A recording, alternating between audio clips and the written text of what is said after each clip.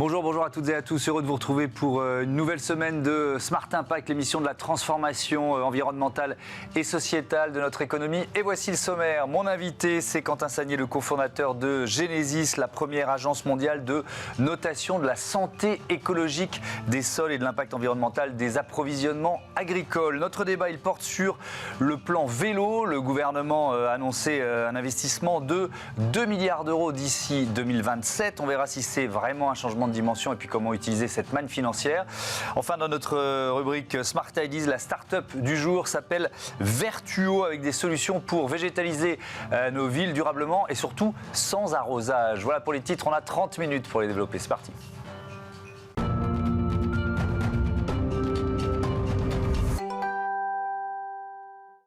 Bonjour Quentin Sagnier, bienvenue. Bonjour Thomas. Vous êtes donc le cofondateur, le président de Genesis, créé en 2018 avec Adrienne de Malray, agence de notation des terres cultivées. Pourquoi vous l'avez créé? C'est quoi le déclic, le point de départ?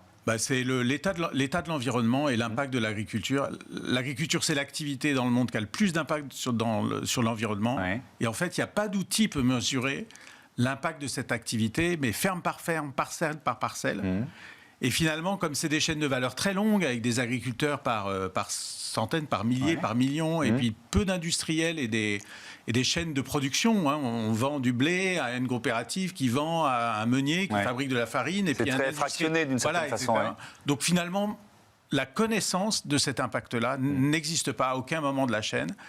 Et le désastre continue. Ouais. Donc il faut apporter des solutions à ça. Donc c'est un outil nouveau que vous avez créé. Ça n'existait pas. Une agence de notation des sols cultivés n'existait pas. Non, il n'y a pas d'outil pour mesurer l'impact de ces activités agricoles. Et donc il fallait apporter ça. Et donc ça a été le déclic, ça a été des discussions avec des agriculteurs qui m'ont dit mais Quentin, pour sortir de cette situation, il faut s'intéresser au sol.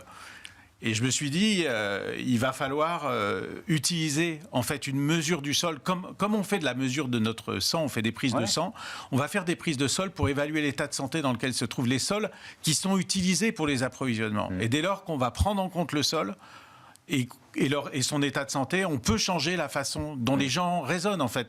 Les externalités négatives en fait, elles reviennent dans les systèmes de décision des entreprises. Oui, ça permet même aux agriculteurs de plus être à l'aveugle d'une certaine façon, parce que c'était ce qu'ils pouvaient dire auparavant et ce que beaucoup doivent dire encore aujourd'hui. Comment ça marche? Parce qu'il y a l'idée de départ ensuite, puisque vous créez quelque chose qui n'existait pas. Comment vous évaluez la santé écologique d'un sol cultivé? Il faut faire des prises de sol. Il faut prendre des échantillons de sol et il faut les analyser pour voir si le sol fonctionne, en fait, si les fonctions du sol, le cycle de l'azote, l'oxygénation du sol pour pouvoir accueillir du vivant, avoir de la matière organique qui va pouvoir être consommée par la biodiversité du sol, pour voir si la pollution, etc., si tout ça est conforme à ce qu'on peut attendre de tel ou tel type de sol. Donc il faut prendre des échantillons, analyser sur des critères spécifiques, comme on analyse le taux de globules rouges, etc. On va analyser l'oxygénation du sol à travers de l'ADN de sol, on va analyser les caractéristiques du carbone du sol, de la matière organique, la part biodisponible de cette partie organique, un certain nombre de choses assez complexes.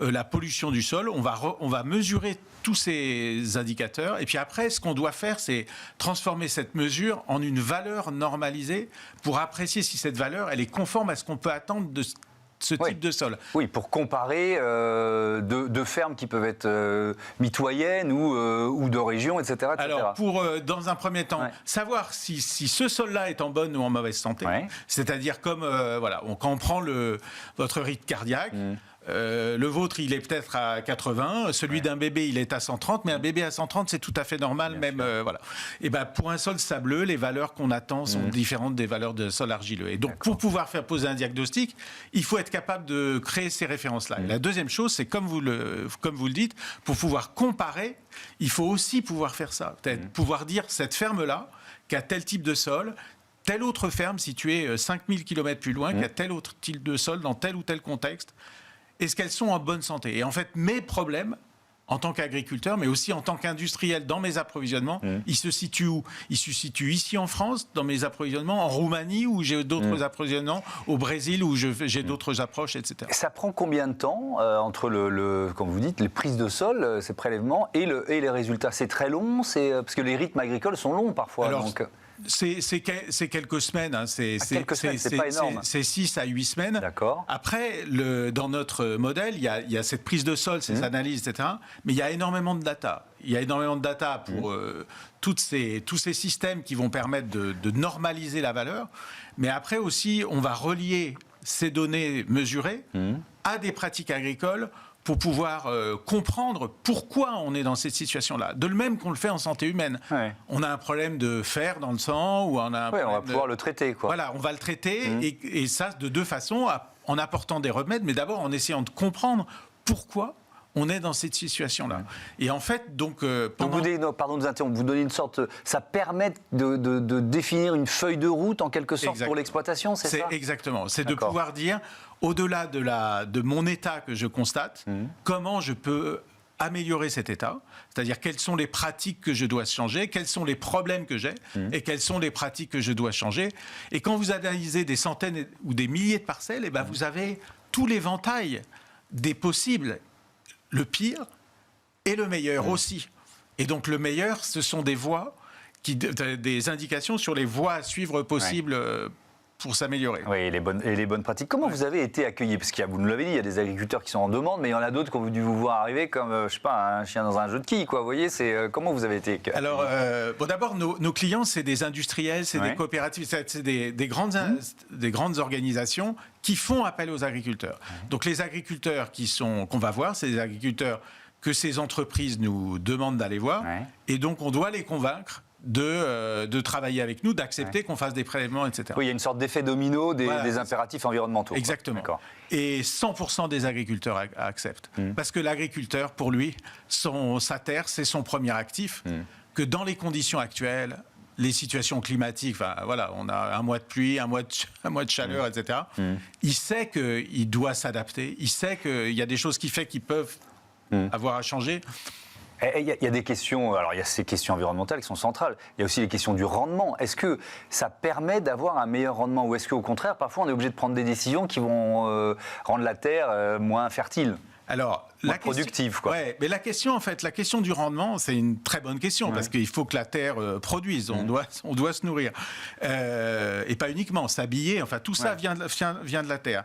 Mais en fait, la vraie question, c'est la durabilité des rendements et la volatilité des rendements. Est-ce qu'on va avoir des rendements dans la durée qui vont être des rendements importants ou est-ce que on est capable, certaines années, d'avoir des rendements exceptionnels, mais comme on est en train de matraquer son sol, quand les conditions sont différentes, on va se prendre des mauvais rendements. C'est ça, là. En fait, l'arbitrage, il se fait un peu plus à moyen terme qu'il ne se faisait sans doute autrefois. Avec des sols qui ont plus de capacité, ce que je comprends dans ce que vous nous dites, à résister justement aux effets du dérèglement climatique. C'est ça aussi. Exactement. C'est le propos, par exemple, de l'agriculture de régénération, que d'avoir des sols qui fabriquent du vivant en permanence, qu'on n'épuise pas, et donc des sols qui deviennent de plus en plus résilients aux conditions météo, qui stockent mieux la matière organique, qui stockent mieux de l'eau, dans lesquelles les plantes vont aller chercher la ressource plus en profondeur, etc. Donc tout ça, en fait, ça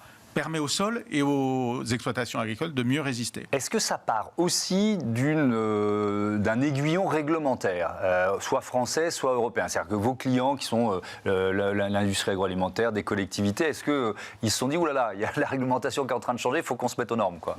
Si on veut que ça bouge, il faut que la réglementation bouge. D'accord. C'est indispensable. Les entreprises, elles peuvent avoir les meilleures volontés du monde. Le premier objectif n'est pas la protection de l'environnement. Elles vont le faire parce qu'elles vont être incitées à la fois par des risques liés à leur gouvernance, à leur image, etc., mais aussi à des risques juridiques liés au fait qu'il y a une réglementation en Europe qui vient et qui est de plus en plus importante. Et en France, à la loi climat, la loi climat, la CSRD, la Corporate Directive sur l'environnement de l'Union européenne, qui impose aux entreprises d'avoir un reporting sur ce qu'on appelle le scope 3, c'est-à-dire sur tout leur scope, sur tout l'ensemble de leurs approvisionnements agricoles en particulier. Et aujourd'hui, enfin jusqu'à présent, il n'y avait pas d'outils. Maintenant, ces outils sont là. Il faut que aussi la loi contribue à l'imposer. Est-ce que l'Europe est mieux disante par rapport à d'autres parties du monde? La sensibilité en Europe incomparable de ce qu'elle est aux États-Unis, par exemple. Notamment sur ces questions agricoles. C'est absolument déterminant. C'est-à-dire vous arrivez avec votre produit, votre proposition aux États-Unis aujourd'hui, on vous regarde comme un extraterrestre? Je pense que les entreprises américaines qui travaillent pas sur le sol européen, sur ces questions-là, je pense ne comprendraient à peine de quoi il s'agit. Mais on a des partenaires américains, on a déjà fait un certain nombre de travaux aux États-Unis, mais voilà, l'endroit dans lequel ce projet peut se développer, c'est vraiment l'Europe, et c'est un atout majeur aussi pour l'agriculture européenne. Oui, j'allais vous poser la question et on va conclure là-dessus. Donc pour vous, c'est plus un atout qu'un boulet, parce qu'on pourrait considérer, et on entend parfois ce discours-là, dire attention, on finit par se mettre tellement de règlements au niveau européen que ça nous rend moins compétitifs par rapport à nos concurrents sur d'autres continents. Mais c'est globalement assez faux, en fait. Ouais. Quand la réglementation est bien faite, regardez ce qui s'est passé dans l'automobile.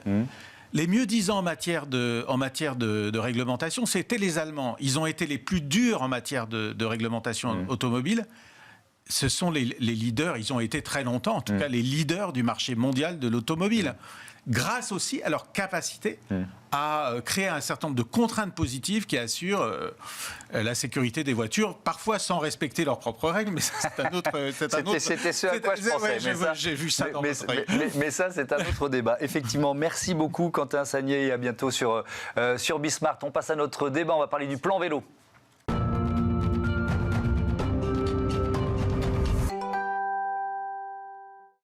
J'accueille les invités du débat de ce Smart Impact. Thibaut Quéré, bonjour, bienvenue. Vous êtes responsable du plaidoyer à la Fédération française des usagers de la bicyclette. Il y arrive. Et Camille Anuise, bonjour et bienvenue. Consultante associée chez Solci, bureau d'études et de conseil français spécialisé dans les politiques et l'urbanisme cyclable. On va détailler ensemble ce plan vélo annoncé par le gouvernement et ses effets attendus. Un investissement de 2 milliards d'euros d'ici 2027. Développement des pistes cyclables, aide à l'achat du vélo, modification du code de la route, tout ça est annoncé, évoqué. Thibaut Quéré, je commence avec vous. Est-ce que ces 2 milliards, ça prouve que le gouvernement a pris la mesure des enjeux ? Ça prouve que le gouvernement, en tout cas, a pris la mesure du retard qu'avait pris la France par rapport aux autres pays européens. C'était un point qu'on avait souligné très fortement auprès du ministre et de la Première ministre. La France, aujourd'hui, est vraiment en queue de peloton au niveau européen. Il faut bien avoir conscience en termes de développement du vélo. Le confinement, enfin le déconfinement. Même depuis 2 ans, ce que j'allais vous dire. Même depuis 2 ans, parce qu'on était parti, en vrai, de très très bas. En Europe, on estime qu'entre 3 et 30%, selon les pays, des déplacements sont effectués à vélo. Et la France... elle est plutôt proche de 3 que de 30. Et donc, la France avait beaucoup de retard et ce plan vélo était absolument nécessaire, dans le cas notamment des politiques de planification écologique du gouvernement, mais aussi pour répondre à la problématique de pouvoir d'achat et d'inflation du coût des déplacements. Donc, une bonne prise en compte, en tout cas, du retard. Maintenant, si on veut avoir une dimension beaucoup plus proactive et une volonté d'aller encore plus loin et de vraiment développer plus largement le vélo, les 1,45 milliards d'euros qui sont mis sur la table pour développer les infrastructures cyclables, les pistes cyclables, les voies apaisées, ne seront pas suffisants. Et ça, c'était un point sur lequel... Vous le chiffrez à combien ? Vous pensez qu'il faudrait... Le besoin minimum, il est de 2,5 milliards d'euros sur la période. C'était un besoin qui a été estimé par l'ADEME, qui est l'Agence nationale de la transition écologique, et qu'on avait chiffré aussi avec les associations qui représentent les collectivités, et aussi avec le monde économique, puisque le monde économique a besoin de développer le marché intérieur, la demande, la pratique du vélo, pour que se développe derrière l'offre aussi en matière d'équipement et de vélo. Camille Anuise, ces 2 milliards, ils doivent servir prioritairement à ça, d'abord les pistes cyclables, ou si vous deviez, c'est jamais facile de choisir ce qui est le plus important, vous diriez quoi ? En fait, il faut repartir du besoin de l'usager. Aujourd'hui, comme l'a dit Thibaut Quéré, il y a une forte demande pour le vélo, une très forte demande qui a explosé après la crise sanitaire. Les gens ont envie de se mettre au vélo. Mais il y a une condition qu'il faut remplir pour pouvoir se mettre au vélo. Il faut pouvoir le faire de manière sécurisée, sans se poser la question, est-ce que je vais risquer ma vie ce matin en allant au travail, à l'école, en allant faire mes courses ? Et donc, pour régler ce problème-là, la solution, c'est en effet de créer des aménagements sécurisés pour les cyclistes, qui soient continus, qui soient confortables, et qui soient séparés du trafic automobile quand il y en a besoin. Donc, vous parlez de sécurité, pardon de vous interrompre, il y a aussi le vol, ça reste une préoccupation, ça reste une difficulté pour un frein au développement du vélo ? C'est le frein qui vient juste après en fait, l'absence d'aménagement.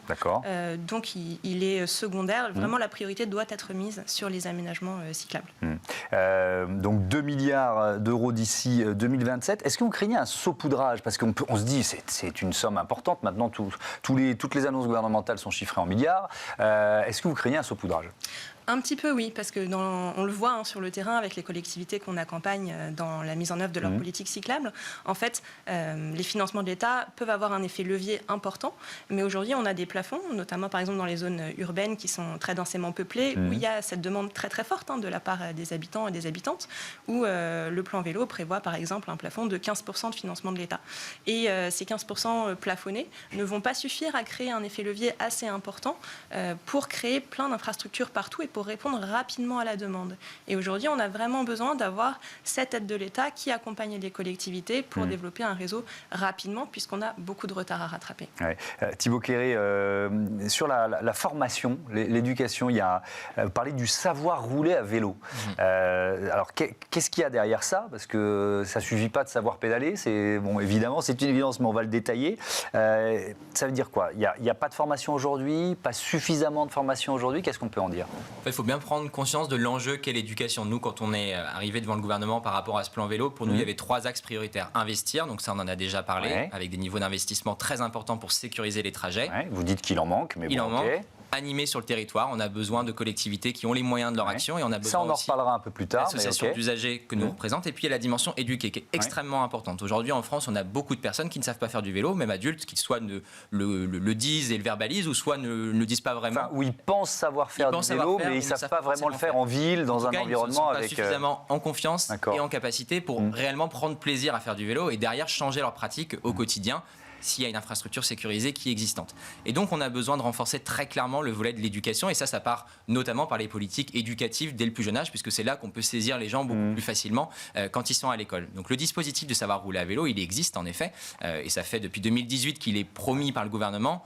On voit que la mise en place de la chose, elle est très très longue. D'ailleurs, le gouvernement s'appuie beaucoup sur notre fédération pour essayer de pousser ce dispositif. Aujourd'hui, on est très loin des objectifs qui sont fixés par le gouvernement et notamment par le ministère des Sports qui porte ce dispositif. Et on a besoin notamment que l'éducation nationale y aille pleinement, engage davantage la communauté éducative, les parents d'élèves, les profs, pour faire en sorte que les élèves, tous les élèves qui rentrent au collège, soient en capacité de rouler en sécurité sur une route à vélo et la confiance et l'autonomie pour le faire. Ça veut dire quoi? Une sorte de permis? Est-ce qu'il faut aller jusque-là? Obliger les utilisateurs à avoir un permis, à prouver qu'ils savent bien faire du vélo? Non, pas forcément. On n'est pas forcément parce sur que vélo égale liberté, donc c'est toujours compliqué. C'est ça, il y a une dimension de liberté qui est extrêmement importante. Et puis, à un moment ou à un autre, c'est pas non plus l'objet le plus compliqué de la Terre. Il faut juste qu'on ait en tout cas les capacités, la confiance pour le faire. Il faut connaître le code de la route. Il faut connaître le code de la route. C'est une vraie question, il faut savoir aussi réparer son vélo, il faut savoir l'entretenir, il faut savoir quels sont aujourd'hui les équipements qui sont obligatoires. Est-ce que, par exemple, tout le monde sait qu'il faut avoir une lumière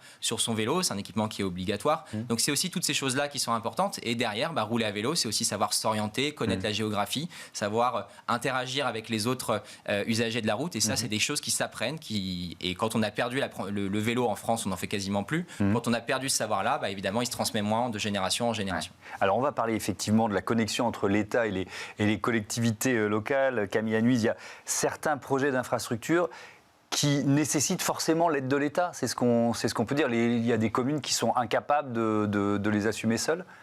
Alors, il y a plusieurs sujets dans ce que vous venez de dire. En fait, il y a le sujet d'abord du financement. Donc, où est-ce qu'on trouve l'argent pour financer les projets vélos qui sont malgré tout coûteux? Faire du vélo, faire des infrastructures vélo sécurisées, c'est pas juste un coup de peinture, c'est vraiment une expertise. Et donc, ça demande à la fois des ressources humaines, de l'expertise et de l'argent pour réaliser ces pistes cyclables. Donc oui, tous ces aspects sont très important et sur certains projets importants du type franchissement ferroviaire ou des projets un peu plus coûteux que simplement de la piste où il va falloir trouver des solutions plus techniques, un peu plus complexes pour franchir des autoroutes, des choses comme ça. Le soutien de l'État, il est indispensable. Le soutien à la fois financier, parce que ce sont des projets coûteux, et le soutien politique aussi. J'ai un cas très concret dans une collectivité où il faut créer un franchissement, un passage à niveau différent de celui de la route pour les vélos. C'est des projets très coûteux et il faut l'appui politique et financier de l'État pour permettre de faire avancer ces dossiers. Et dans ce cas-là, qui sont vos interlocuteurs? Les collectivités locales, une communauté de communes par exemple, qui n'a pas le budget nécessaire ou qui a besoin des autorisations du levier de l'État? Pourquoi ça coince parfois? Alors c'est un peu les deux aussi. On a besoin de l'appui de l'État, parfois politiquement, par le biais d'un préfet par exemple, qui va pouvoir appuyer une demande sur par exemple sur le dossier que je viens de citer, mais le financement également des infrastructures est important. Ouais. Et est-ce qu'il y a là un enjeu de développement aussi du vélo en dehors des grandes villes, c'est-à-dire à la périphérie des villes ou dans des communautés plus rurales? Je pose cette question et je la relie à une autre question sur l'appétence de cette France qui roule encore en voiture. Est-ce qu'elle est demandeuse de moins rouler en voiture? Double question. Alors, elle est demandeuse également, mais de fait, quand on regarde un peu le paysage français, il y a un peu moins de demandes dans les zones rurales qui sont un peu moins densément peuplées. Ouais. Ça ne veut pas dire qu'on ne peut pas y faire de vélo, on peut faire beaucoup de choses, mais c'est vrai que c'est des zones où la voiture reste plus compétitive parce qu'on a aménagé le territoire d'une manière qui fait qu'il y a des très longues distances, les commerces sont loin, c'est plus difficile en fait d'imaginer faire des déplacements à vélo pour aller chercher son pain si c'est à 8 km par exemple. Mais ça ne veut pas dire qu'on ne peut rien faire, et dans les zones rurales, une des priorités, ça peut être par exemple d'accéder aux gares à vélo, puisqu'il y a une grande majorité des Français qui habitent très près d'une gare et donc ils peuvent se rabattre vers les gares à vélo. Thibaut Quéré, sur cet enjeu de connexion entre l'État et les collectivités locales, qu'est-ce que vous demandez, pourquoi vous plaidez?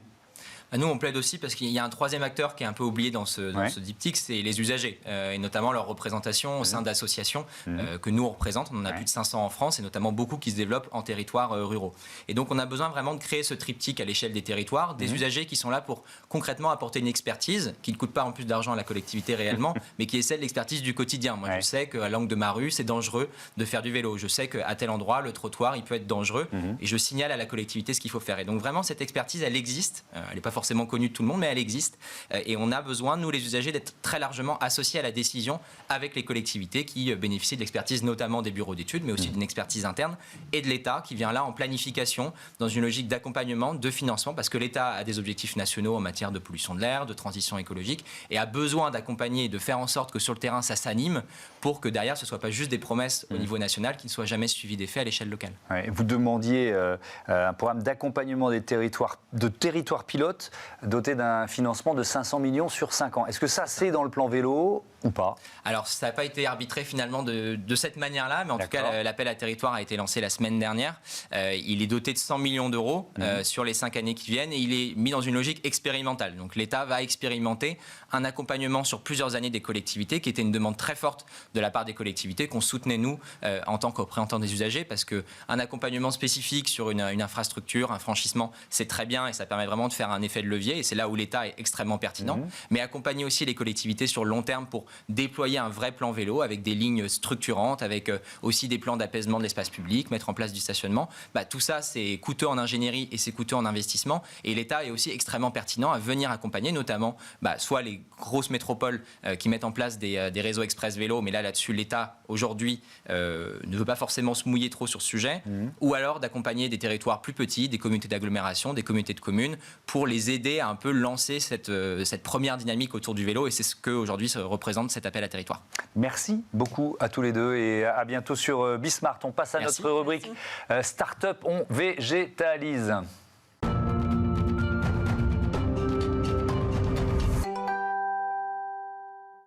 Smart Ideas avec Baptiste Laurent, bonjour, bienvenue. Bonjour. Vous êtes le cofondateur de Vertuo, créé en janvier 2020 avec Élodie Stéphan. Alors c'est un long processus, on y reviendra avec la partie R&D, recherche-développement, mais c'était quoi votre idée de départ ? Et ben en fait, initialement, alors l'idée elle est vraiment venue de mon associé, Élodie Stéphan, qui est designer, qui fait beaucoup de bio-inspiration. Donc c'est-à-dire comment reproduire des mécanismes qui existent dans le vivant pour la ville. Et en fait, elle a travaillé pendant très longtemps sur le paysage du bocage qu'on voit en Normandie et en Bretagne, qui est un paysage assez particulier avec une douve d'eau et une végétation luxuriante et riche en biodiversité. Et en fait, son idée c'était de se dire mais là on a tout, on a tous les éléments, on a la biodiversité, on a l'eau, on a des plantes, des haies avec des arbres qui créent de l'ombrage. Donc on a tout en fait pour recréer de la nature en ville. Et donc son idée c'était de se dire oui mais on peut pas créer un bocage tel quel pour la ville. Donc comment est-ce qu'on peut le dupliquer à l'identique, de manière artificielle, dans la ville avec toutes les contraintes qu'on connaît. Ouais, et donc, c'est quoi, une sorte de reproduction du cycle de l'eau en ville?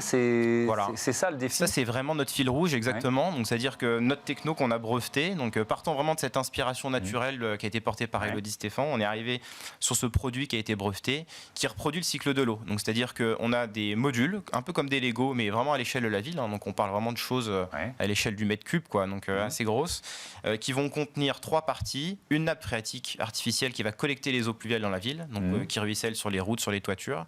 Une paroi poreuse qui va filtrer, qui va jusqu'à éliminer 99% des hydrocarbures, donc qui arrive du coup à éliminer toute source de pollution pour les plantes. Et puis ensuite, bien sûr, la partie vivante avec un substrat et des plantations qui vont monter jusqu'à 6-7 mètres de hauteur. C'est combien d'années de R&D, ça ? En fait, c'est une dizaine d'années de R&D. Une dizaine d'années. Exactement. Je crois qu'on est à 22 modules de prototypés initialement pour essayer d'avoir les meilleures efficacités.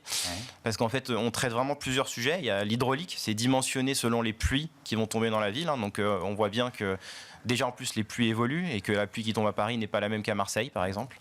Ensuite, il y a cette fameuse filtration, donc réussir à éliminer le plus possible les polluants urbains, et puis ensuite vraiment la végétation en elle-même. Mais alors justement, vous l'avez évoqué, comment vous faites quand il n'y a pas de pluie pendant des semaines, voire des mois dans certaines régions ? Voilà, alors ça c'est l'un de nos objectifs, c'est de lutter contre la sécheresse. On combat cette sécheresse aujourd'hui. Donc on a énormément étudié les météos et les évolutions météorologiques. Donc aujourd'hui on arrive en fait à stocker suffisamment d'eau pour pallier à des sécheresses de 90 jours. Ce qui sont au-delà déjà des historiques qu'on va vivre sur Paris par exemple. Parce que Paris là actuellement on est à 25 jours de sécheresse sans aucune goutte de pluie. Et dans les maximales on va être à peu près à 43 jours. Et après sur les zones méditerranéennes, là ça va être un peu plus important parce qu'on va être à 3-4 mois mensuels sans aucune pluie. Et donc là on travaille pour étendre encore plus et en fait finalement créer un système qui est autonome en eau toute l'année, quelle que soit la région où on l'installe. Donc vous nous l'avez dit, une dizaine d'années de recherche et développement. Comment on finance la croissance, voilà, la maturation d'une idée comme celle-là et pour arriver à une entreprise, une commercialisation depuis bientôt un peu plus de 3 ans ? Oui, exactement. Alors, très bonne question parce que la chose n'est pas simple, surtout sur un produit hardware aujourd'hui, sur ce qui est industriel, c'est plus difficile à financer que sur quelque chose qui est software. Donc en fait, alors bien sûr, on a des bons partenaires. La BPI en premier qui nous a permis de faire plusieurs expérimentations, faire évoluer le produit, donc en innovation. Donc ça, c'est vraiment une superbe aide qu'on a en France parce que c'est pour le démarrage, l'amorçage, c'est vraiment unique. Ensuite, on a fait une levée de fonds. Donc on a Urban Odyssey qui est à notre board, qui est un corporate studio donc du groupe ICAD, donc qui est filiale de la Caisse des dépôts et qui nous a aidé du coup progressivement à amener le produit sur le marché que l'on commercialise depuis du coup janvier 2020. Et aujourd'hui, c'est une 50aine de projets déployés en France. Donc voilà, on est assez fiers du chemin parcouru. Avec une étape importante en 2019, le label Solar Impulse Efficient Solution. Ça change quoi ? Parce que c'est un label mondial. Évidemment, ça vous donne de la crédibilité vis-à-vis des financiers, des clients potentiels. Qu'est-ce que ça a changé ? Exactement. C'est de la notoriété, crédibilité. C'est un label qui est assez unique parce que beaucoup de labels existent et par exemple, des labels vont regarder uniquement l'innovation. Ce qui est unique dans le Solar Impulse, c'est que ça regarde l'innovation, mais la réplicabilité économique. Et en fait, ça, c'est assez unique parce qu'on passe entre les mains d'experts, à la fois business et produits, qui vont sélectionner les produits et qui vont dire, mais en fait, oui, cette solution, elle marche non seulement en France, mais elle peut marcher ailleurs. Et donc ça nous apportait vraiment beaucoup. Aujourd'hui, par exemple, on a des contacts, alors on ne commercialise pas encore, mais on a des contacts en Espagne, en Amérique du Nord, USA, Canada, Allemagne aussi, voilà, parce qu'on se rend compte qu'on répond à un besoin qui est partout et que notre solution peut s'y développer et peut marcher. Et ben voilà, si vous êtes en lien avec une collectivité locale, une commune ou une collectivité de communes, il y a Vertuo. Merci beaucoup, Baptiste Laurent, d'être venu nous présenter cette belle idée. Voilà, c'est la fin de ce numéro de Smart Impact. Merci à toutes et à tous de votre fidélité. Salut.